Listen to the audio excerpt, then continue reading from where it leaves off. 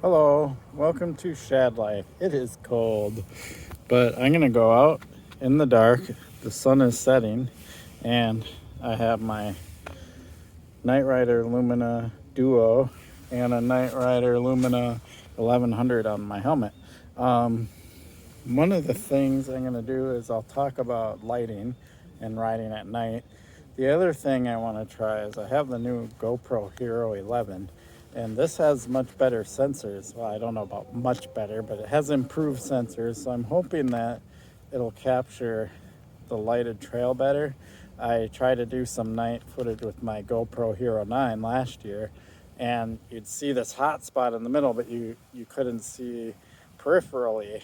But in real life, I can see peripherally really well, especially with the Duo because it's got the wider lens array and stuff. So yeah, we'll give it a shot, see what it looks like, and see how the GoPro does, and I'll talk a little bit about lighting and night riding while we're at it.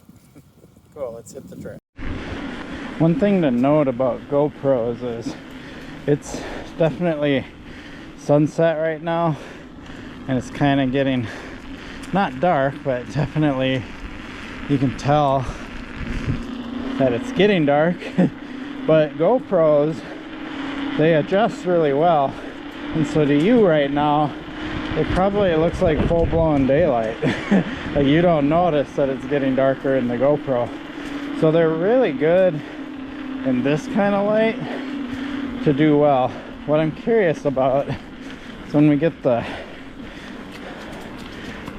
bar light and my helmet light going, how well will the Hero 11 do? I know the Hero 9 just did this hotspot and you couldn't really see much of what was going on.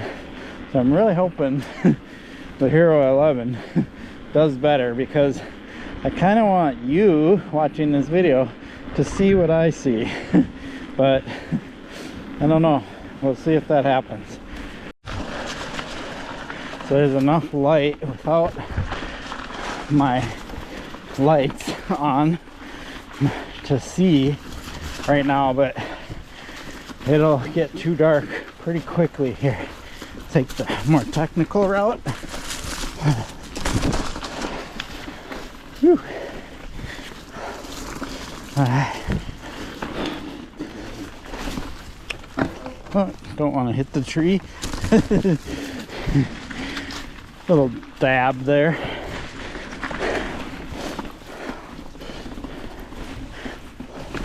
Sweet, pulled that. All right. So when it starts to get a little dark, and again, you probably don't notice yet, the first thing to really go is depth perception. So you have to be careful of that. And one of the advantages of running two lights versus just one is you get better depth perception. Because if you're just running one light, you're looking from the light source, if you have it on your helmet anyway, and you don't really see shadows and stuff. But you want the light on your helmet, and I'll explain that later. So if you're curious to know what the temperature is, my car said 37 degrees when I got here. So it isn't fully dark yet, but it's getting to that point where depth perception gets affected. So I turned on the lights, and I have no idea what this looks like through the GoPro, but you know, I can still see fairly well around me, but the trail is much easier to ride with it illuminated by the lights. So I turned them on, and this is usually about when I turn them on, when it just starts to get dark and my depth perception starts to be lost, because riding mountain bikes without depth perception can be kind of dangerous for obvious reasons.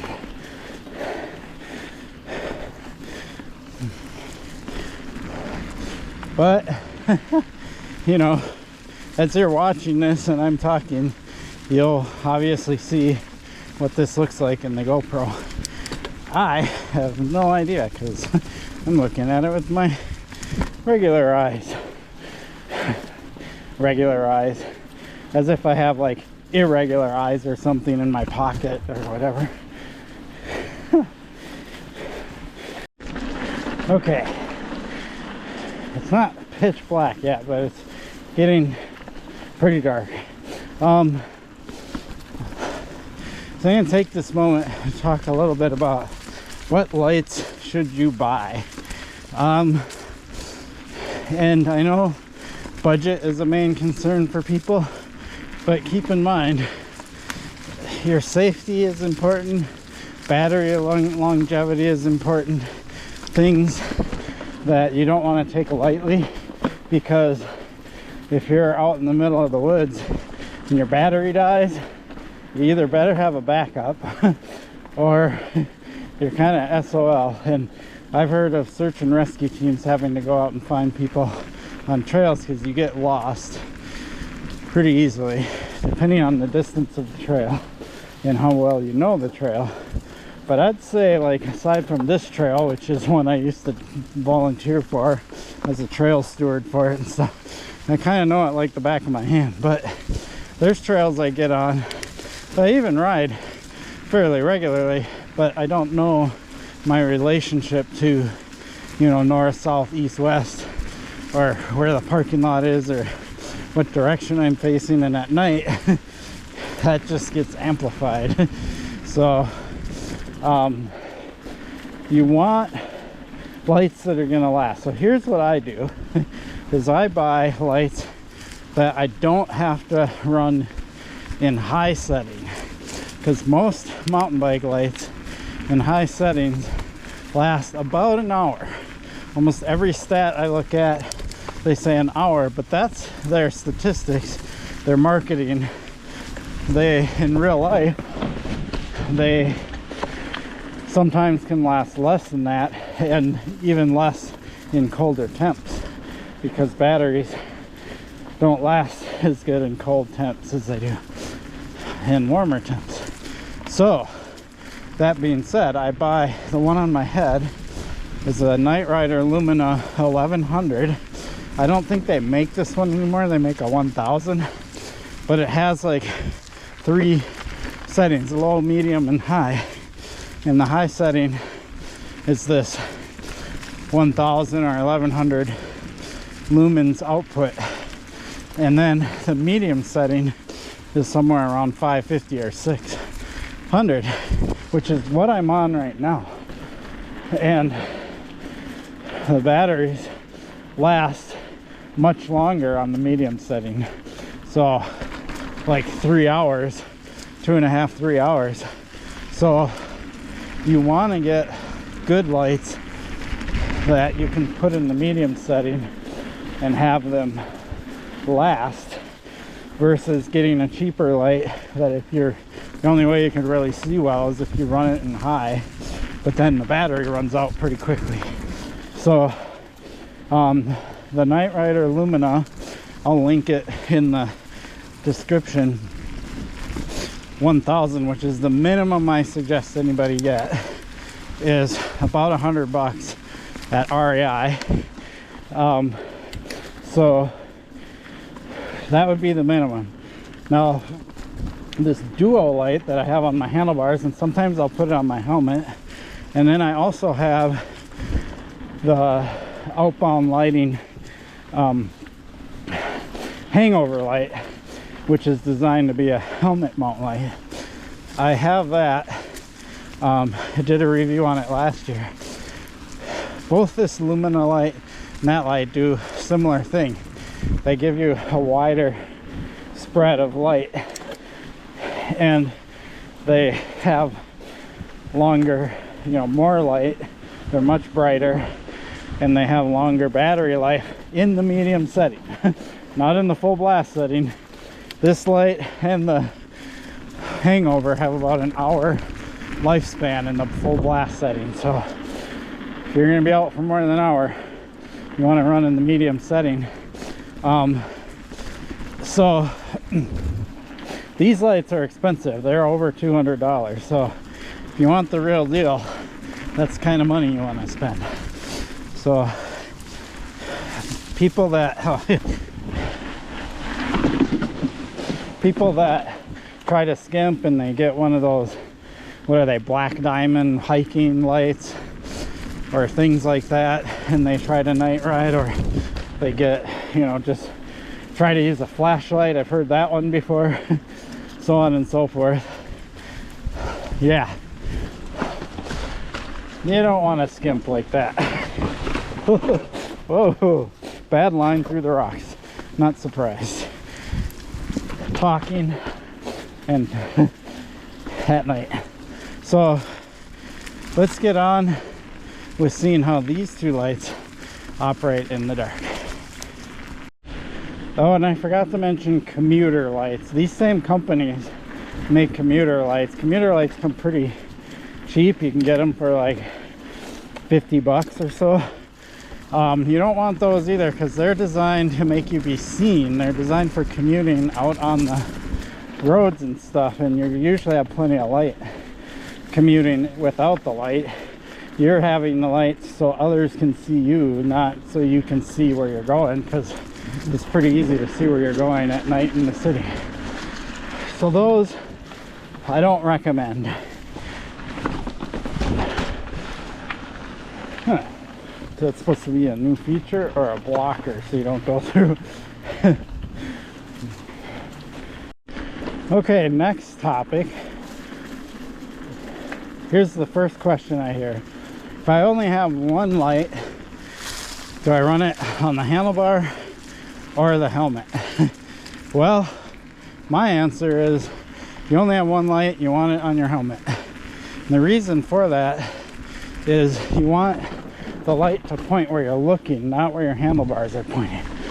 And I'll show you that right up here. I'm going to turn my helmet light off, and this is where the handlebars are pointing. Okay, so I have to go to the left and to the right, and I can't see what's up ahead. I can only see what's right in front of me. So left turn here, can't see it. Left, right, I mean, I know this trail, so I know where to go, but it's really challenging to know where I need to go because the light's pointing where the handlebars are, and I want to look ahead down the trail, which you can't do here with the handlebar light. You don't see the trail until you turn the handlebars and aim at the trail, right? So this light, this dual light, has more wide of a spread on it, so it kind of works, but not as well as you need it to.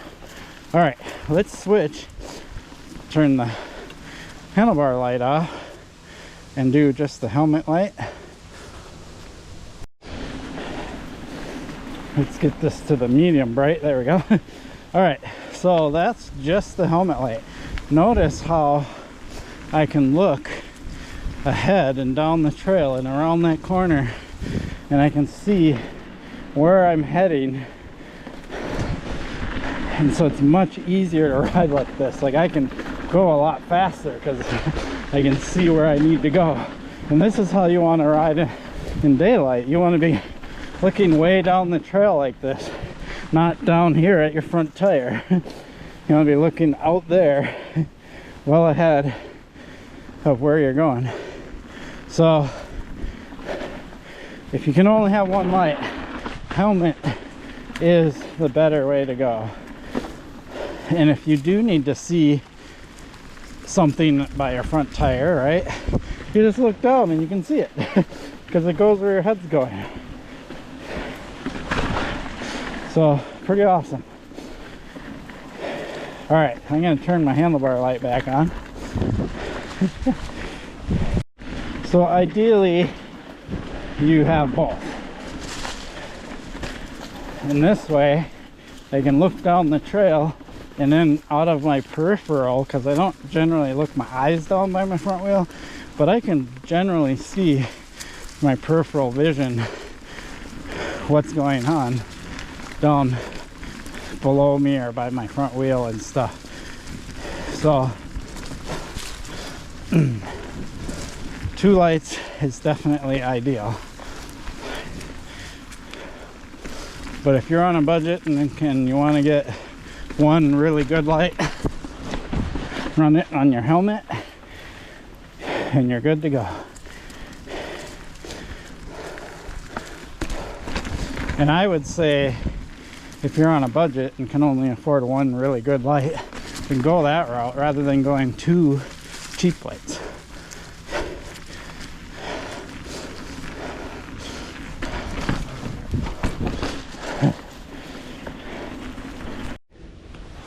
Now it's dark. I don't know how the GoPro does. I can actually kind of look. Oh yeah, the GoPro shows, at least on its screen, that it's dark. But this is pretty dark. It's not pitch black yet. It probably never will get pitch black in here because I'm in the city and it's cloudy. And so what happens is, and if you can't see anything, I'm talking without you being able to see anything, you just see a black screen. So I should probably turn my lights on and ride and stop doing that because it's probably pretty annoying to watch. So what I was saying, and you might even know kind of where I was headed with that, is if you're in the city and it's cloudy, you have all the lights from the city, and so it doesn't really ever get fully dark outside. You have to be out in the middle of nowhere for it to get pitch black, and then of course out in the middle of nowhere without a bright moon in the sky. But it is definitely dark enough to need lights on the trail. So that's kind of the next question, is how well is the GoPro doing? Hero 11, let me stop and I'll look at the screen. Yeah, on the screen, it's doing kind of the hotspot thing. Like I see just that area lit up, but I don't see the peripheral surroundings lit up. So that makes it hard to do videos at night. But I can tell you that you have kind of a hot center, and then it gets a little dimmer, but not that much around that hot center, and then it gets dimmer yet. And that's kind of how these lights are designed. So I actually, as I'm riding, I can see the woods along the side. I can see everything. Like I see the trees on the left, the woods, all that stuff. And I kind of wish that it would show up that way in the GoPro, and maybe it does. And it's just not showing up on the little LCD screen for me. But I know from past GoPro experience, they don't do well with this kind of lighting.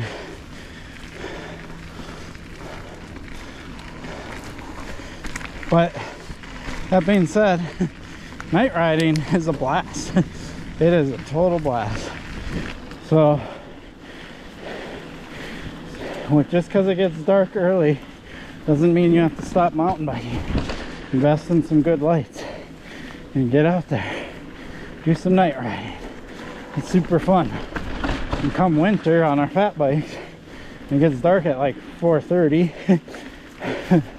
We go out and you don't even need this much light. You can be on your low setting because the snow is so bright and your lights reflect off of it.